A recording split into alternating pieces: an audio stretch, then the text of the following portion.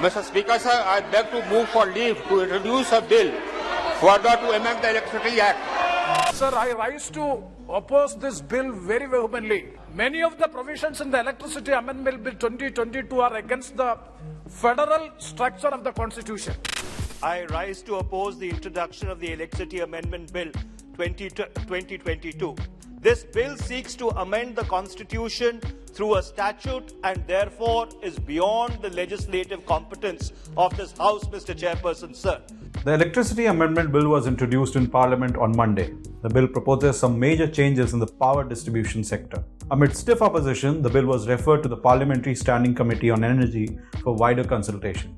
Hi, I'm Saurabh Kumar, and in this video we will be discussing the need for this bill, what are the key provisions, why is there a stiff opposition to this bill.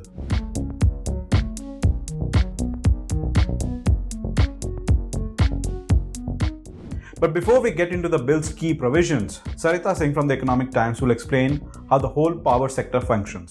So the power sector can broadly be divided into three main areas, which are generation, transmission, and the distribution sector. The power generation is a delicensed activity, we all know that. Distribution and transmission, they require licensing from the government. So Sarita, tell me why there was a need for this bill.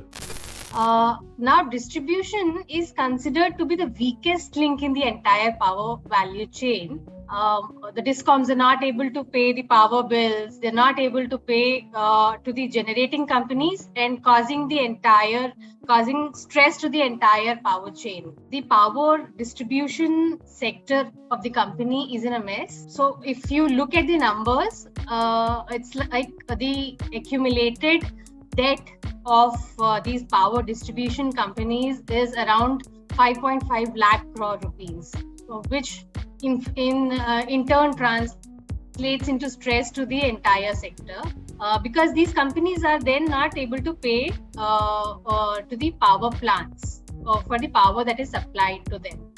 These power distribution companies, they owe around rupees 1 lakh crore to the generation companies. These distribution companies have a accumulated receivable bill of rupees 60,000 crore from the state government departments, which do not pay in time to these distribution companies. The state governments also do not pay the subsidy arrears to these distribution companies in time. Whenever there are elections, we get to see all these freebies being announced. But when it comes to compensating the distribution companies for these subsidies, this is not done in time. And today, as we speak, the arrears exceed rupees 76,000 crores. Now let's talk about the key provisions of the bill. One of them is that you can now port the electricity service provider in the same manner you do the telecom service provider. The Electricity Amendment Bill 2022 seeks enabling entry of more distribution licensees in your area. Right now, most of us, barring Mumbai, we have just one distribution company. We get electricity or we do not get electricity, but at the end of the month, we pay the bills, power bills to this distribution company. What the government is trying to enable entry of more distribution licensees in your area.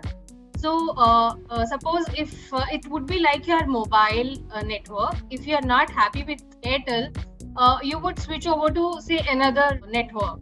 So it would be something similar to that, wherein there would be competition in the sector depending on how lucrative the area is. These many distribution companies will be competing for your electricity supply service. One of the provisions of the bill is that there would be minimum and maximum tariff ceilings. So the regulator would be fixing a minimum tariff so that there is no unnecessary competition, unhealthy competition in the sector when there are more than one DISCOM, and there are also maximum tariffs that are proposed to be set in so to protect the interest of the consumers. But the portability option was already there in the previous bill. How will this be different? And how will it take care of the perennial problem of non-payment of dues? So a provision has been made in this electricity bill that if a regulator is unable to decide on these applications within 90 days, the application would be deemed to be approved, which means that within 90 days, the regulator has to either say yes or no to the applicant. Otherwise, the applicant after 90 days can start working on its business. So the bill has certain very strict provisions for setting right the regulatory mechanism of the country, according to which the regulator, if they do not receive tariff petitions within time from a distribution company, it will have to suo moto initiate tariff petitions and raise the tariffs, or at least give interim tariffs. If the regulators are not able to do this, there would be action and they could be even removed on account of willful violation or gross negligence of rules.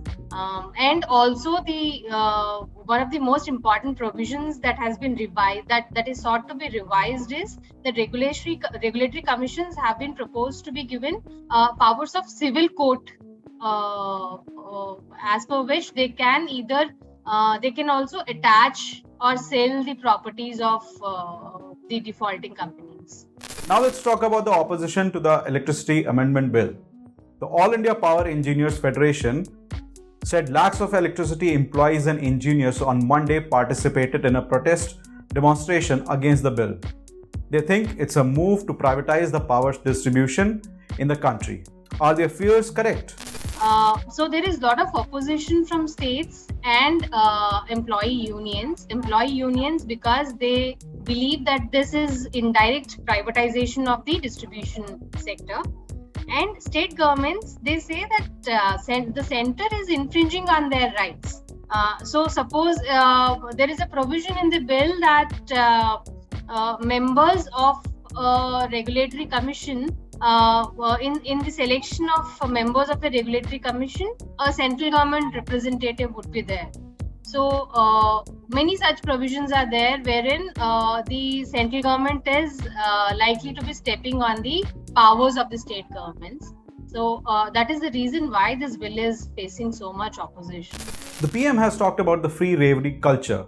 Will this bill try to rectify that? There are other schemes that the central government is running now, which says that disbursements would take place under the schemes only when the state governments pay subsidies to the distribution companies and they pay clear dues to these distribution companies.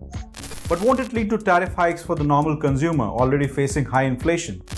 For the short to medium term, we will definitely have tariff hikes because we have not had adequate tariffs in the last so many years. In fact, we would not have had higher tariffs, or we would not have tariff shocks if the regulators at regular intervals allow tariff hikes. That would be easier for consumers to understand and absorb. I hope we have explained the bill in detail.